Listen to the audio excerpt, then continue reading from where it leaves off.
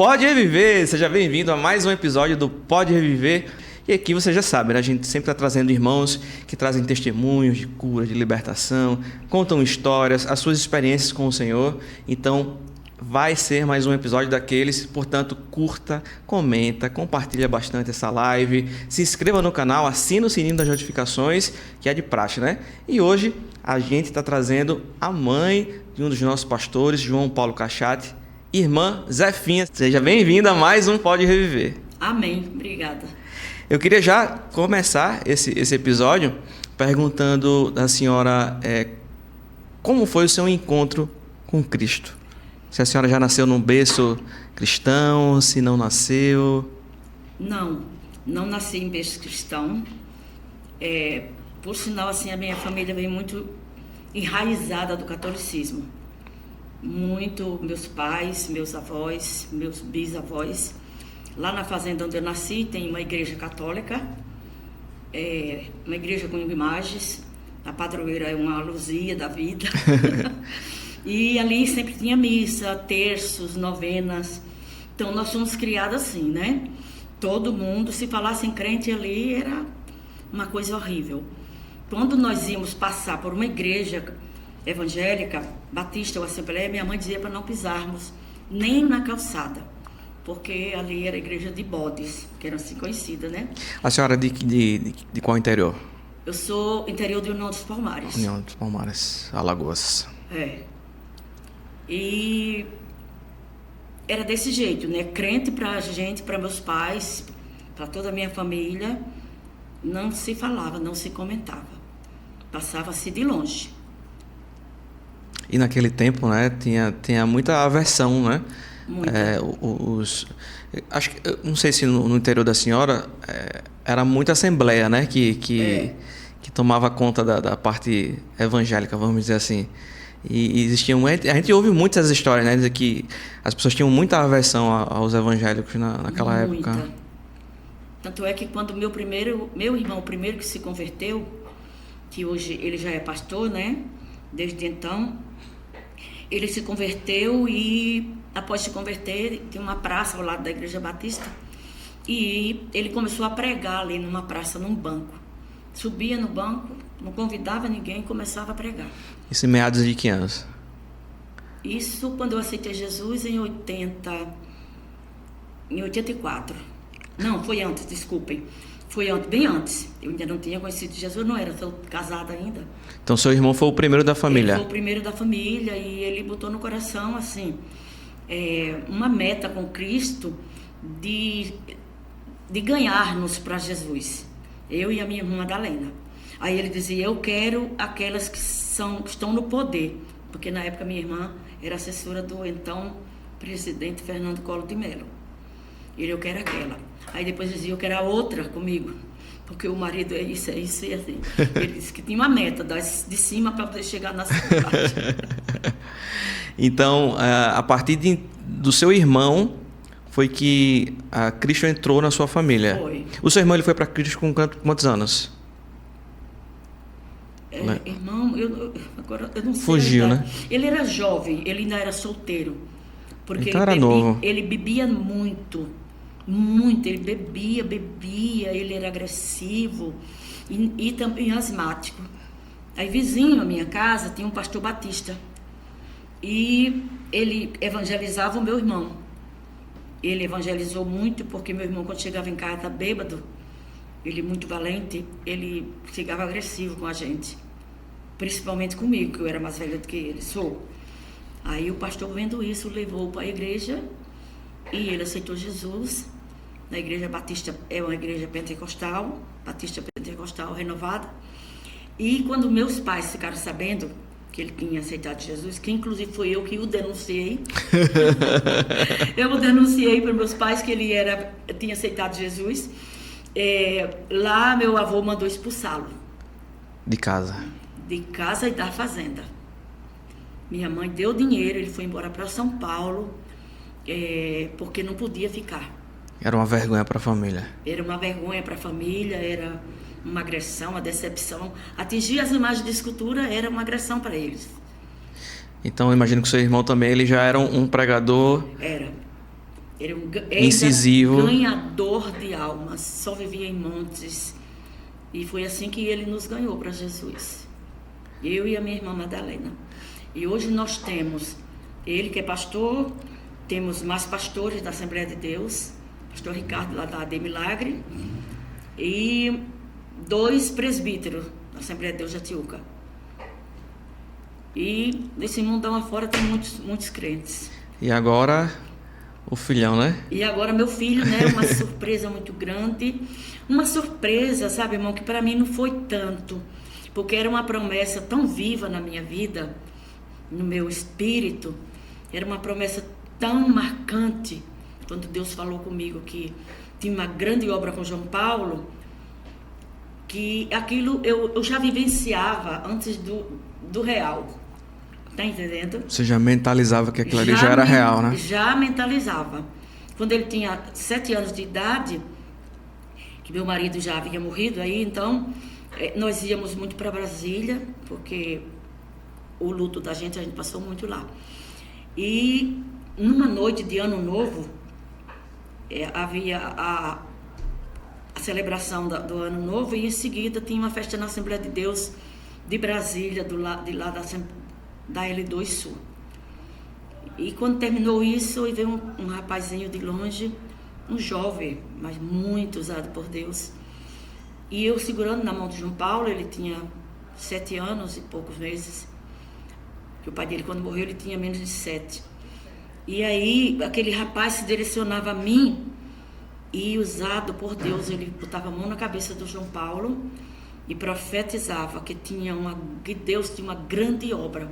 O Senhor falava, eu tenho uma grande obra na vida dessa criança. Tenho um ministério de fogo, como tive com meu servo Elias. Meu Deus. Eu não me esqueço nunca. Foi desse jeito. Ele olhava assim, não entendia nada, mas eu entendia. E aquilo eu guardei. E o que me marcou também muito na minha conversão, que quando eu aceitei Jesus, meu marido era vivo, e eu escondia, né, como eu falei para você, não sei se... E aí, para apresentar o João Paulo na minha igreja, eu levei o escondido dele. A babá levou até a igreja e lá eu o apresentei. Ele tinha 1 ano e 8 meses. E nesse mesmo dia que eu o apresentei, minhas filhas aceitaram Jesus como Salvador da vida delas. Também, né? Foi assim, os 3, Deus pegou. Fazendo uma janela de tempo, né? Que a gente abriu aspas para falar do pastor, não foi? Eita, foi, olha. Quando o seu irmão ele foi colocado para fora, vocês já tinham se convertido dentro de casa também? Não. 18 anos depois. Depois foi que vocês aceitaram Jesus. Nós aceitamos, eu e a minha irmã. Ele orou 18 anos por nós. Fui para São Paulo, dormiu debaixo de banco e pagou um preço por nós. Muita dificuldade, né? A senhora estava falando que existia muito a raiz nordestina, tem muito a questão das religiões, né? E como é que foi para você, dentro de casa, com seus pais, assumir o evangelho? Irmão, foi difícil, porque quando eu me converti, eu não falei para eles. Madalena falou, mas eu não falei por conta do meu marido, né? Meu marido, ele odiava crente. E meu pai também, eu já sabia que eu ia ser rejeitada, discriminada. Eu fiquei sem falar para eles, porque eles não aceitavam. Então a senhora já era casada nesse tempo, né? Quando eu aceitei Jesus, eu já era casada. Daí você passa a conviver com seu esposo. E aí como é que foi a convivência com ele? Ele já era crente também, não era? Não era. Não era, e quando eu contei para ele, o negócio foi muito sério. Conta aí pra gente a experiência. Foi muito sério, ele não aceitava, até ele me discriminava, dizia que estava horrível, porque na Assembleia de Deus tem aquilo, né? De costumes. Usos e costumes, né? E aí eu tive que largar, eu mergulhei de cabeça, mas mergulhei assim de cabeça, mas num gozo, uma felicidade tremenda e alegria do Espírito. E aí ele dizia que eu estava horrível, que eu estava ridícula, porque eu tinha aceitado... Tem que tirar batom, aquela coisa, né? E logo eu era fã de batom. E ele dizia que eu estava feia. Simplesmente ele ia logo logo de bater mesmo, sabe? Logo para ver se eu desistia, onde machucava, né? Para ver se eu desistia. E aí como é que foi esse processo até ele... A senhora estava contando nos bastidores que a senhora teve uma experiência com o Espírito Santo, de ser batizada, e ele não entendendo, né? Conta aí pra gente. Ele não entendia, ele não entendia. Fui batizada com o Espírito Santo num culto que tinha lá no Estácio Gomes. Foi num colégio, eu era nova na fé. E lá Jesus me batizou com o Espírito Santo. E eu cheguei em casa falando em língua. Poucos meses de crente. Cheguei em casa muito alegre, falando em línguas. E ele ficou perguntando: você está bem? Eu estou bem. Alegre com Jesus. E ele: mas que língua é essa? Você não está falando português? Você que está falando aí? Você não é português. Digo: não, depois eu te explico, não se preocupa não. Que não dá para explicar. Eu não tinha nem palavra. E a senhora não conseguia se conter também, né? Não, mãe, eu não consegui me conter. Eu passei uns dias assim, quando ele chegava eu tinha que parar, porque ali era como se um rio tivesse nascido dentro de mim. Que a Bíblia diz que Jesus é aquele que veio, quem tem sede, vem a mim e beba. E da hora que eu bebi, começou a fluir água de mim. Era um rio que vertia. E eu só ficava bem se eu tivesse assim, falando em língua, orando, sabe? E Deus foi me dando dons para a glória dele, né? Tudo é para a glória dele. E aí ele viu a senhora nesse fluir. E qual foi o que ele falou para a senhora? Falou que eu era louca, eu estava louca. Que tudo tinha... O pessoal tinha me enlouquecido, culpou a Madalena. Tá louca. Fizeram lavagem cerebral. É a mesma conversa de sempre, né? A mesma conversa. Quem foi que fez a lavagem cerebral? Aí, quando a minha irmã apareceu, ele começou a querer questionar com ela, né? Que ela enlouqueceu, você enlouqueceu minha mulher, você mudou minha mulher agora está horrorosa, minha mulher não usa aquilo, minha mulher não usa... Porque ele era um homem da sociedade, né? De repente, veio uma mudança radical, como foi a minha, nada fácil para ele. Ah, imagina. E aí, como foi para superar esse momento? Muita oração. Ele disse que ia até trazer um tradutor de línguas. Sério. Para dizer que língua era aquela que nós falávamos. Quando a gente ia orar assim, de repente, no almoço, a gente orava. Ou à tarde, uma coisa, meus irmãos, minha irmã e outras duas amigas. Aí ele dizia que não queria aquela língua, essa fala. O idioma, dentro né? De casa, esse idioma dentro de casa. E que ia trazer um tradutor. Que morava comigo, um sobrinho, que ele hoje é presbítero. E ele também falava, a gente se juntava, todo mundo falava em língua, era uma coisa gloriosa. E aí, nesse momento, teve algum ponto que ele, algum dia que ele chegou e disse: não, eu vou conhecer esse Deus que você tanto professa, o seu esposo? Não, antes disso, ele falou até, mas antes disso, ele me ameaçou sair de casa, né?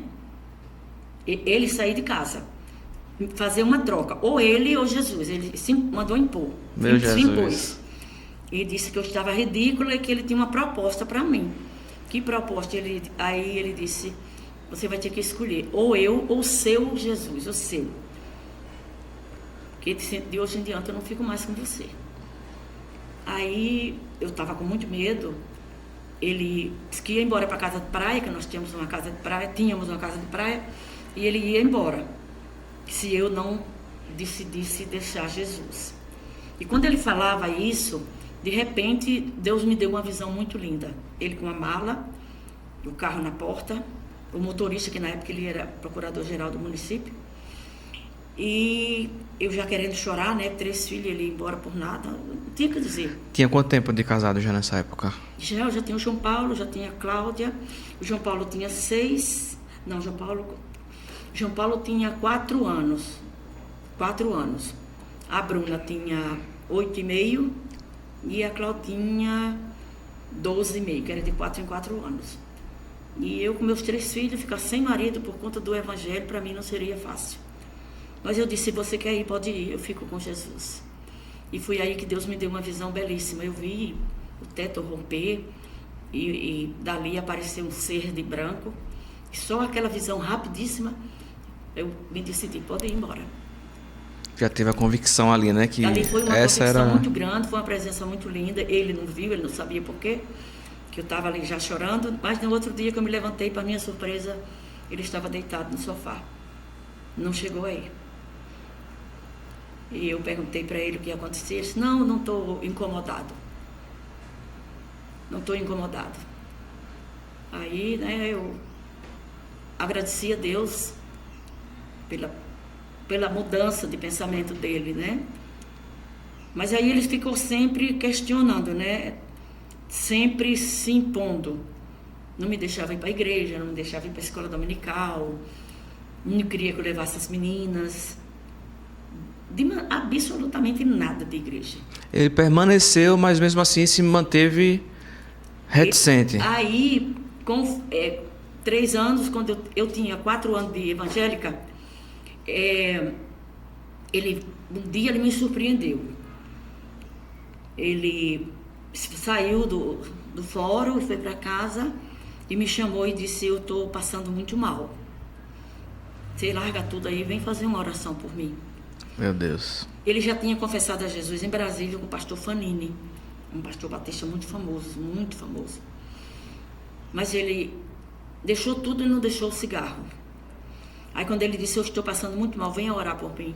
Aí eu fui com ele no quarto, li o Salmo 23 para ele e orei e ele se acalmou.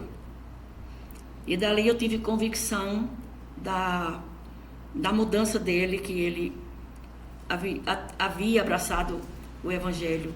Alguma coisa mudou ali, né? Alguma coisa mudou. Tanto é que com poucos dias ele morreu. Meu Deus. Poucos dias ele morreu. Mas precisou haver muitas mudanças, entendeu? Mas ele teve esse encontro com Jesus. Porque Deus falou comigo. A minha palavra é: crê no Senhor Jesus e será salvo tu e a tua casa. E ele era a minha casa, meu marido. E eu orava baseado nisso aí. A senhora tinha relatado também que por ele ter um cargo de influência, a senhora viajava com ele e aproveitava essas viagens, né, para evangelizar. Contar aquela experiência que a senhora falou. Depois que ele disse que queria me deixar por causa do Evangelho, aí ele comprou uma passagem, nós fomos à Europa, para irmos à Europa. E fomos 22 pessoas, e só eu de evangélica. E era uma viagem elitizada. Eu me sentia, como eu disse a você, um passarinho molhado, escondido diante daquele povo. Porque eu sempre fui muito tímida, né? Eu melhorei mais depois que eu abracei o Evangelho e comecei a pregar, dirigir trabalho. Mas aí nós viajamos e eu já saí evangelizando. E eu disse, que vai fazer o quê? Eu vou evangelizar os pilotos do avião. Aqui no aeroporto de Maceió eu já evangelizei, chegamos no Rio, o avião atrasou, eu fui evangelizando. Quando chegou, nós somos 5 países, né? Em todos esses países eu evangelizava nos hotéis, nas mesas de café da manhã. E ele ficava me tirando para não acontecer. E existe uma experiência muito linda disso que eu esqueci de lhe contar.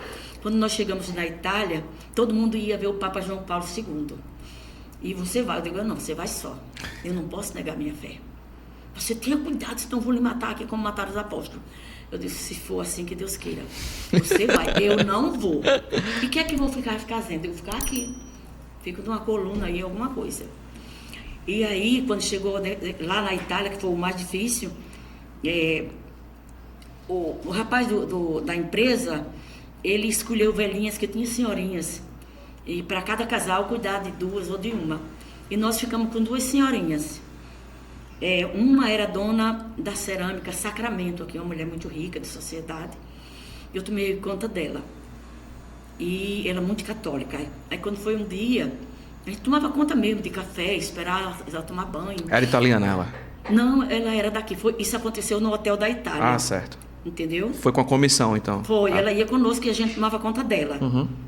Determinado pelo Ricardo Neto, que era o dono da empresa. E aí, quando ela foi para a missa, foi uma missa, lá na Capela Sistina, na missa campal. Quando ela chegou no hotel, ela chegou falando da missa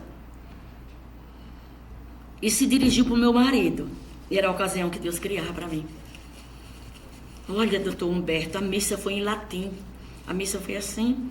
Aí começou falando. Aí ela se virou para mim e perguntou: você pode me responder, Zefinha, por que a sua Bíblia, a Bíblia de protestante, é diferente da católica? Eu lhe respondo com outra pergunta. Por que é que a sua é diferente da minha? Porque a minha é verdadeira. Aí o meu marido já ficou assim. Aí ela não falou mais nada. Aí quando foi no outro dia de manhã, ela não apareceu para o café. Aí meu marido disse: foi você com as suas histórias de crente. Ela não quer mais sair conosco, não quer mais ficar conosco. E eu fiquei orando: Senhor, se foi de ti o que eu falei mais alguma coisa sobre o evangelho para ela naquela fala da missa do latim. Sim. E aí eu disse: Jesus, se foi de ti que eu falei, a dona Líbia, ela vai vir ficar conosco, vai tomar café conosco. Se não foi de ti, eu vou ter que pedir perdão para ela. Mas Jesus, eu questionava: pedir perdão porque eu falei de ti? Meu pai, não tem nada certo nisso. Quando eu estava questionando a Deus, aí eu olhava que ela vinha chegando, ela arrumou alguém que trouxe ela do elevador. Aí Deus mostrou para mim que era ela. E depois ela testificou que Deus não podia ter dado a ela uma melhor companhia para cuidar dela na viagem, de entrar em carro, de levar no hotel. Uma melhor companhia do que a dona Zefinha, a esposa do doutor Humberto. Aí eu pude ver que Deus trabalhou na vida dela, e quando ela estava perto de morrer, eu não sei como, alguém adquiriu meu telefone e disse que ela tinha se convertido através também de uma empregada que era evangélica. Meu Deus, que coisa linda. A palavra foi semeada lá na Itália e regada aqui no Brasil. Meu Jesus, que coisa linda. Foi muitas experiências tremendas. Muito forte. E eu imagino que durante toda a sua caminhada a senhora tem testemunhos, experiências profundas com o Senhor. Tive, meu irmão. Para aceitar Jesus mesmo, eu mesma não queria. Por aquele questionamento, céu, inferno, católico, crente. E eu orava a Deus no meu quarto, no meu banheiro, com a cara no chão, para meu marido não ver. E aí Deus me deu uma visão muito linda. Sonho, foi um sonho. Quando eu sonhei que havia um barulho muito grande na minha casa, e da casa que eu ainda moro. E quando eu saía na porta, o céu assim na dimensão toda que você alcança no olhar, aquele céu estava aberto. E muita gente na rua, olhando para cima. E uns sons maravilhosos que acontecia. E quando eu olhava, eu via anjos e anjos e anjos, tocando vários instrumentos. E na frente daquela visão, um ser de branco, em pé, e aqueles instrumentos tocando, e os hinos e os anjos cantando. E aí eu acordei, mas eu não sabia que hino era aquele, que me tocou profundamente. E eu fiquei, Madalena dizia: vamos procurar. E ela procurava se havia os que ela conhecia da igreja evangélica, não era. Eu procurei se era da igreja católica lá do meu avô, não era. Aí quando, através da minha sobrinha, que eu aceitei Jesus, que houve um acidente, né? Eu não sei se alguma coisa se perder, estou bem minha sobrinha caiu do banheiro e faleceu. E foi através disso que eu vim mesmo para Jesus. Foi dia 12 de agosto e dia 19 de agosto eu fui com a minha irmã para a Assembleia de Deus Farol. E aí, quando eu já estava lá, eu ainda não tinha aceitado Jesus, confessado, né, praticamente. Teve aquelas experiências, né? Ouviu do seu irmão. Ouvi. Né? Mas ainda não tinha... Não, porque foram 18 anos que ele passou orando por nós, né? Mas ainda não tinha chegado o tempo, foi só quando a Madalena aceitou. Aí levou os filhos dela aceitaram, e essa menininha dela começou a pregar para mim. Ela tinha 8 anos de idade, já era batizada com o Espírito Santo. E foi a partir da morte dela que eu aceitei a Jesus. Porque a morte dela foi algo assim tremendo. Saiu em todos os jornais, Gazeta de Alagoas, um outro jornal que tinha. E aí eu aceitei mesmo Jesus no dia 19 de agosto, na sede, porque Deus confirmou o hino que eu tinha ouvido no sonho. Deus confirmou esse hino na igreja por o pastor que fazia o convite. Meu Deus. Quando a banda tocava, o pastor dizia para cada um que vem se para frente aceitar Jesus, um corinho diferente. Isso marcou muito minha vida. Então ia uma pessoa aceitar, aquela orquestra tocava corinhos lindos. E foi outro. Aí o pastor disse, pronto, agora eu vou esperar mais um corinho para alguém, se quiser decidir. Foi quando a orquestra começou a tocar, Vencendo Ver Jesus. Aí eu comecei a passar mal. Passei mal, literalmente. Eu não senti perna, eu não senti braços. E segundo as irmãs que me levaram, disse que eu estava muito pálida. E ela, vamos aceitar Jesus, senão você vai morrer sem Cristo. Me levaram até a frente e eu confessei a Jesus como meu Salvador. Meu Deus. E o corinho é que até hoje eu amo. Eu vou nas igrejas, eu amo Vencendo Ver Jesus. É o corinho da sua vida, né? É o corinho da minha vida. E quanto tempo de você ter o sonho, a visão, até ouvir na igreja? Até eu me converter, foi pouco tempo. Porque Madalena ficava pregando e eu não ia. E aí era tipo assim, Jesus me amava muito, me ama. Irmão, ele passou a me mostrar coisas que, quando alguém diz, isso aí é verdade, eu digo, bom, se você não crê, o problema é seu. É uma escolha, ele me conhece, ele sabe de onde me tirou. Uma pessoa católica, praticante, de levar pão para Capuchinhos, de ir para Juazeiro, e uma outra que tinha lá em Flecheiras, Garanhuns. Ele me conhecia, que aquela raiz do mal tinha que ser cortada. E só ele mostrando o inverso, que eram as coisas do céu, eu poderia me converter. E assim ele me mostrava muita coisa. Chegou a me mostrar muitas coisas, que até eu não entendia, perguntava para minha irmã, para poder então chegar o meu dia, meu grande dia da minha conversão. A gente tem, na raiz nordestina, né, bem afixado essa questão do tradicionalismo religioso. Verdade. Né, de não, você de repente não se abrir para conhecer uma verdade que para nós é a verdade absoluta, por conta de família, né, de familiares, de não desonrar os pais. O que é que a senhora tem a dizer, de repente, para pessoas que estão nos assistindo e sentem que precisam de algo a mais, sabe? Que aquilo ali não, de repente, preenche, mas tem medo de buscar uma alternativa diferente. Eu acho assim, como eu era muito, como eu já falei, muito católica, eu tinha muita sede de Deus. Muita sede. Tanto que eu ia para aquela igreja lá, aquela igreja sede, né? A igreja dos prazeres. E ali o padre falando, eu chorava. E uma pessoa falou para mim assim, moça, tá chorando porque eu digo, eu tô chorando de alegria com Deus. Mas aqui não é o seu lugar. O seu lugar é numa igreja de crente. Lá é onde crente chora. Então, isso tem a ver com a vontade de você querer conhecer o desconhecido. Olha aí. Conhecer o desconhecido, ficar perto de Deus. Eu que fui criada, mesmo em catolicismo, mesmo em idolatria, meus pais nos ensinavam de um Deus que era grande, de um Deus que criou os céus. E a gente tinha curiosidade. Todas nós pequenininhas, éramos 12 irmãos, a gente tinha curiosidade de saber. E eu cresci nisso. Quando meu irmão se converteu e a minha irmã, aí foi que eu aflorou esse desejo. Então, tudo que ela falava, tudo que ele falava, eu queria ir a fundo. Quando eu questionei, aí Deus abriu o leque para mim e eu fui em busca. As pessoas que estão me ouvindo, muitas que já ouviram o Evangelho, é bom tomar conhecimento. Leia a palavra, independente de congregar ou não. Porque eu lia muito essa palavra. Antes de eu me converter, eu li Apocalipse mais de 30 vezes. Meu Deus. Ainda hoje eu leio.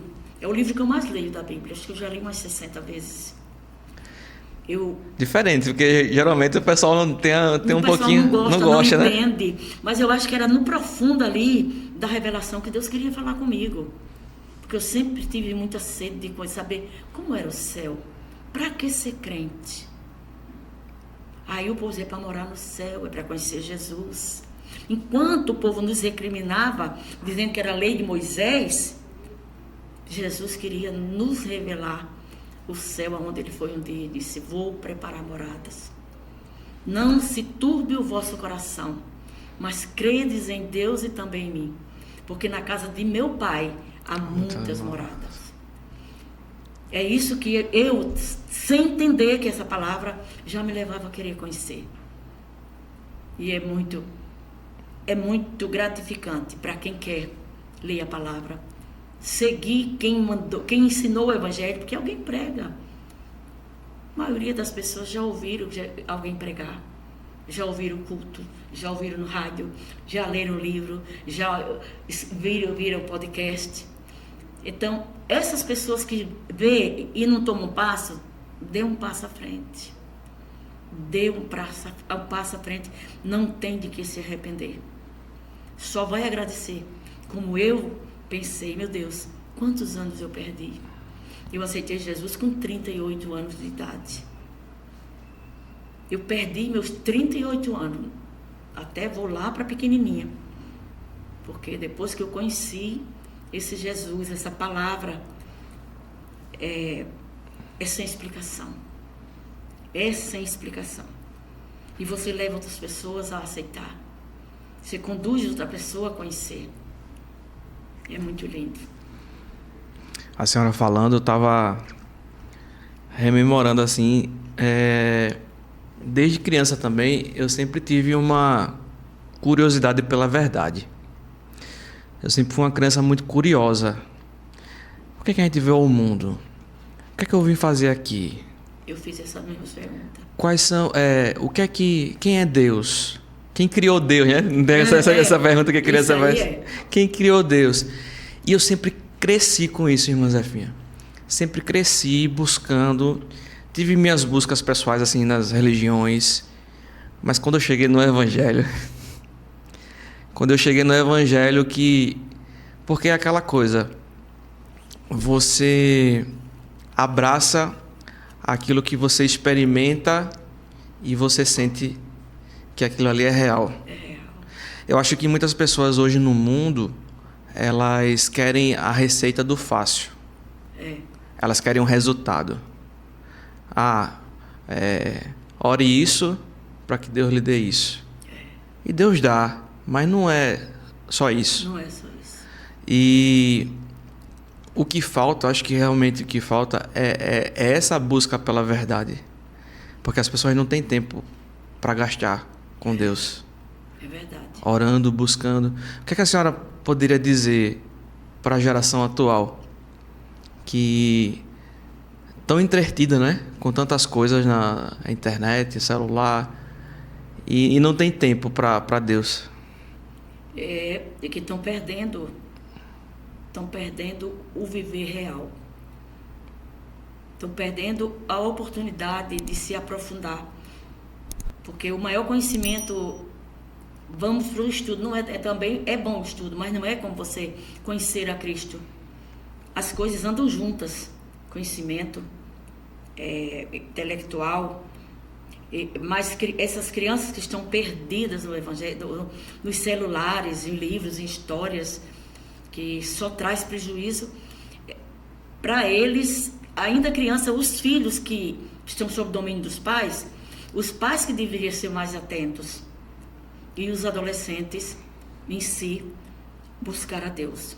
Nesse contexto que você me pergunta, eu ia para a casa de João Paulo um dia, ao lado do muro do edifício dele, me vem um rapaz todo tatuado, drogado, brinco, cabelo grande, mas bonito menino.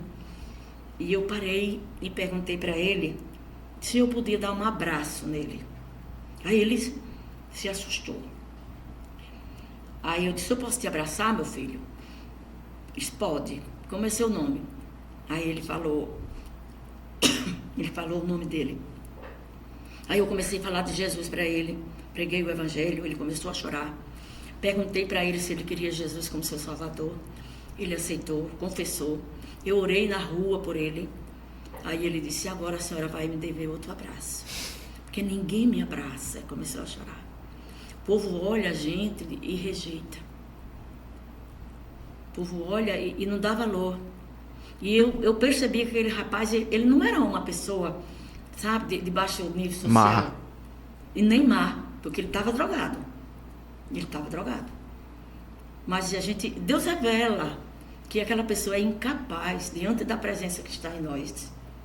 Diante da presença que está em nós, Satanás não tem força. Satanás não tem força. E a gente deve confiar nisso, que Deus está conosco. Ele é o nosso escudo. E é lamentável esses jovens adolescentes que deveriam buscar mais, né? Deveriam ir para a igreja, escutar os pais que são, os tios que são, amigos que são ou que já foram. Eles têm que levar por aí, andar por aí. Falta, né? Hoje em dia. E a igreja tem esse papel, né? Tem esse papel. De estar... Ô, irmã Zefinha, qual a palavra que mais está no profundo do seu coração, da Bíblia? Da Bíblia, já deixei aberta. Eu não sabia como, se você ia perguntar, mas eu deduzi. Salmo 27. Eu posso ler? Uhum. Salmo 27. O Senhor é a minha luz e a minha salvação. A quem temerei? O Senhor é a força da minha vida. De quem me recearei? Quando os malvados, meus adversários e meus inimigos investiram contra mim para comer as minhas carnes, tropeçaram e caíram. Ainda que um exército me cercasse, o meu coração não temeria. Meu coração não temeria. Ainda que a guerra se levantasse contra mim, nele confiaria. Concluindo, uma coisa eu pedi ao Senhor e a buscarei, que possa morar na casa do Senhor todos os dias de minha vida, para contemplar a formosura do Senhor e aprender no seu templo. Esse versículo aqui eu recito toda noite. E por que ele é tão especial para a senhora? Porque isso aqui tem o começo da minha vida e a esperança de onde eu vou. Morar na casa do Senhor todos os dias, fala da minha vida até a chamada de Cristo para mim. Para comigo, quero dizer. Todos os dias da minha vida na casa do Senhor. Enquanto estou aqui, eu vou contemplar o seu templo, a sua formosura, aprender no seu templo. No templo eu vou aprender, no templo eu aprendo. Se eu deixar de ir ao templo, como é que eu vou aprender? Se eu deixar de ir ao templo, como é que eu vou contemplar? Eu contemplo no templo, mas eu também contemplo no templo espiritual quando eu estou buscando Jesus. Esse versículo aqui é uma chave para mim. É a chave, minha chave bíblica. A contemplação, né? É. Parar E meditar. Então eu não durmo sem recitar esse versículo. Uma coisa pedi ao Senhor e a buscarei. É futuro, né? Que eu vou estar no futuro. E a buscarei. Se eu deixar de buscar, eu não vou contemplar a face do Senhor. É um anseio, né? É um anseio pela anseio, presença, pela... um desejo. Porque a tendência do povo é fraquejar, é esfriar. E Jesus falou, né? Será que quando eu voltar, a parábola do juiz iníquo, será que quando eu voltar acharei fé na terra? Por se multiplicar a iniquidade, o amor de muitos esfriará. Mas eu sempre digo para Jesus, a iniquidade até se multiplique, mas o meu amor por ti não vai esfriar. São 40 anos de evangelho. Vou fazer 41 agora em agosto. Fiz agora em agosto, 41. E Deus não permitiu dar lugar para essa frieza. Absolutamente.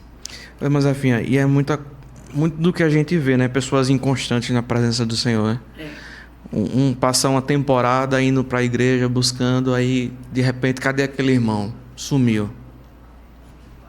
E aí precisa o Senhor tratar, né? Ter as suas formas, aí depois reaparece. E esse salmo, ele Davi, ele fala sobre isso, né? Nós precisamos ter essa constância. Precisamos ter essa constância. Cada dia. Hoje mais do que ontem. Amanhã mais do que hoje. Para que não esfriemos e sinta essa alegria de morar e contemplar a face do Senhor. E aprender no seu templo. Isso é magnífico. O que a senhora acha essa inconstância que as pessoas têm no Senhor? As pessoas se deixaram envolver por muitas coisas, né? O mundo secular, ele vai trazendo, né? Que isso aí já é tudo a madeira do inimigo. Já é um projeto de celular. E antigamente era só cinema. Hoje é o celular, hoje é podcast do mundo, né? Quero dizer, daqui não, aqui é para edificação dos irmãos.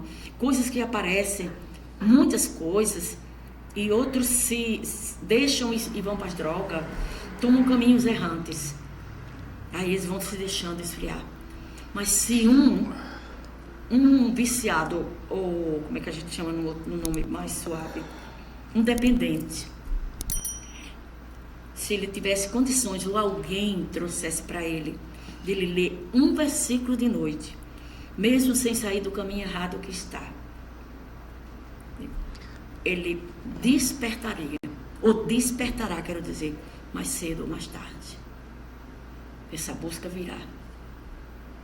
Uma vez eu vi acho que não sei se foi o pastor Vinícius que contou, acho que foi o pastor Vinícius, que ele disse que um irmão na igreja estava no culto e tal, aí foi ler a palavra e começou a ler a genealogia de Jesus, acho que foi de Jesus, né? Aí disse que um rapaz se converteu. Foi, eu sei disso. Não é? É. Ele achou lindo. E quase ninguém entende, né? Porque a palavra tem esse poder, né? A gente não entende o que é que Deus trata, fala. É verdade.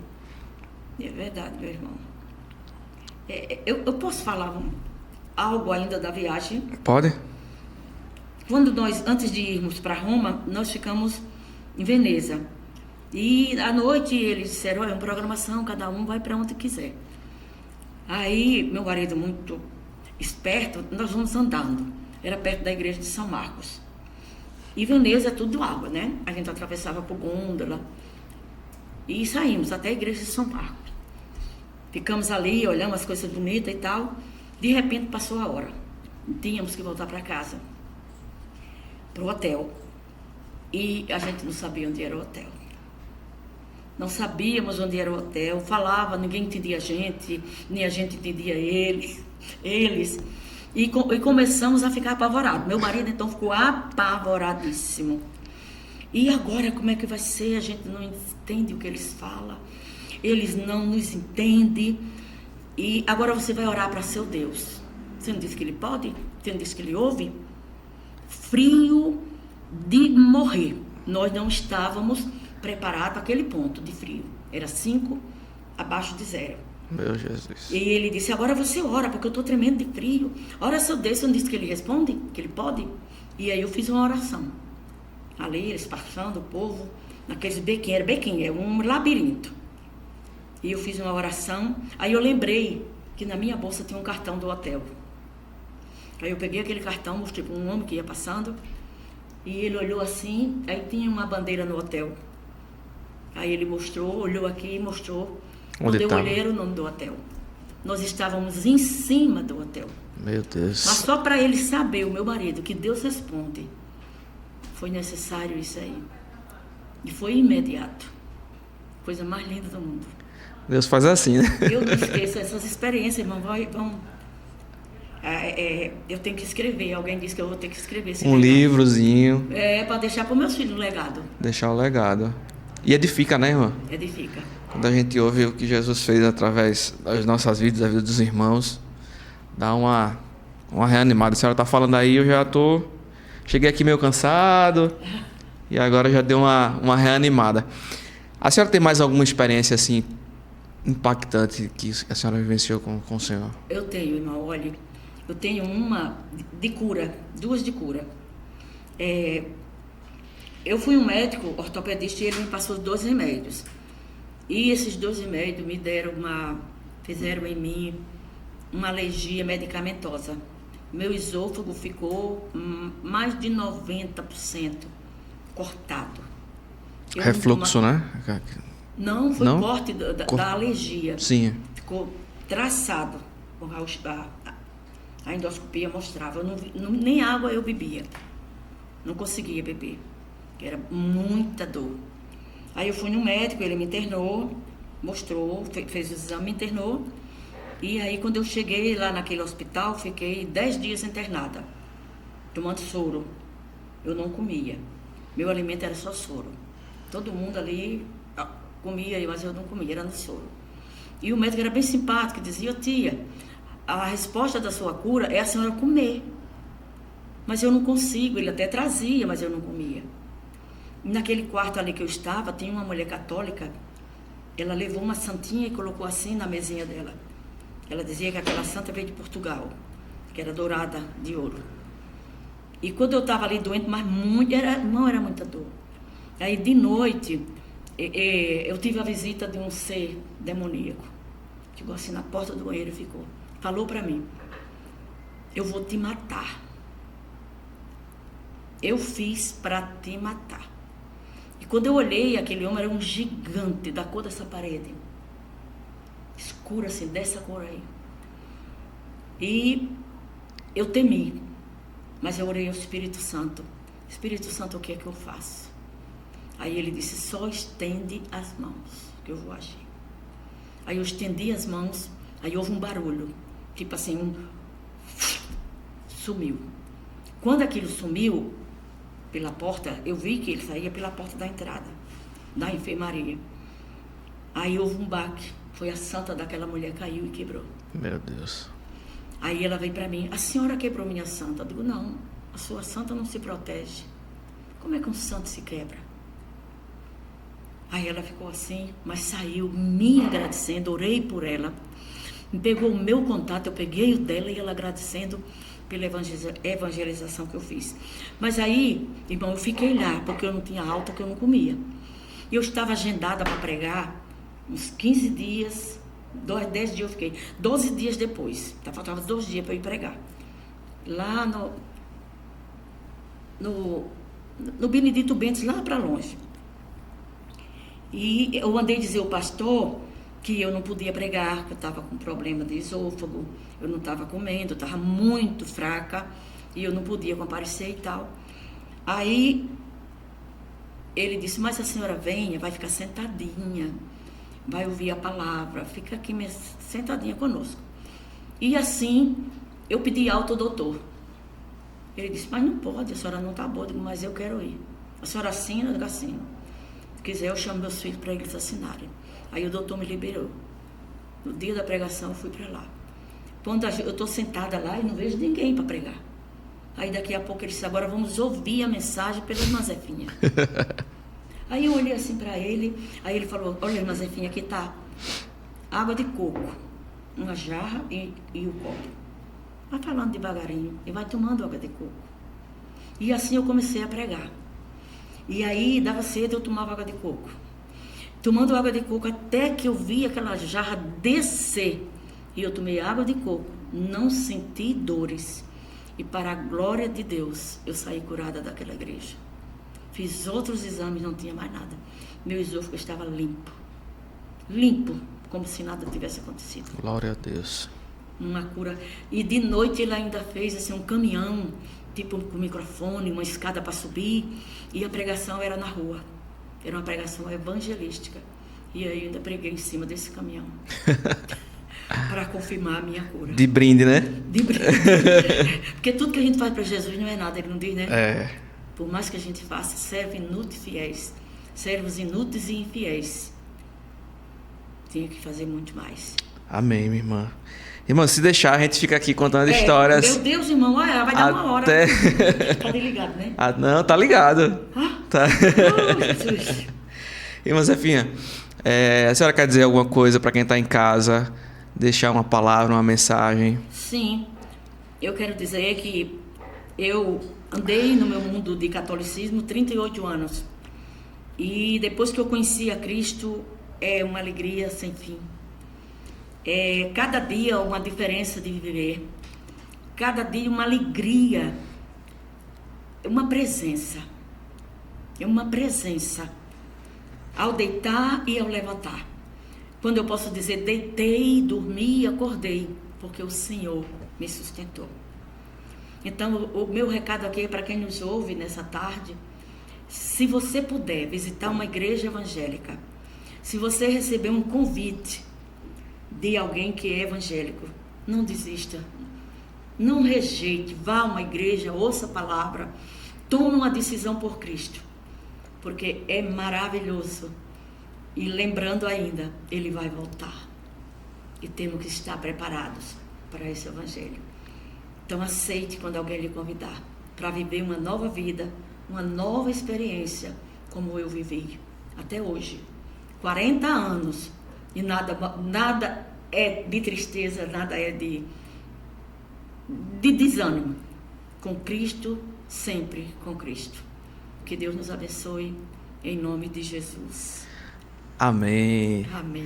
Irmã Zefinha, eu queria agradecer em nome do nosso pastor, da nossa igreja, sua presença. Tenho certeza que o seu testemunho vai edificar pessoas que vão estar assistindo em casa. E é um prazer para nós assim receber a senhora, ter a senhora também no nosso convívio, né? Amém. Obrigada. Em comunhão, compartilhando. E foi um podcast abençoado. E para isso eu orei a Deus. E a minha filha disse: mãe, diga aí onde é que eu ouço, a minha filha de Brasília. Diga aí como é que faz para ouvir. É Instagram da igreja, né? Vai sair no Pode Reviver. @pode.reviver. @.podereviver. É isso aí. Mas ela pediu a João Paulo. É? Ela já deve ter. Então você que está em casa, já segue também no Instagram, né? @pode.reviver. Curte, comenta, compartilha, assina o sininho das notificações, se inscreva no canal e até o próximo episódio. Pode Reviver.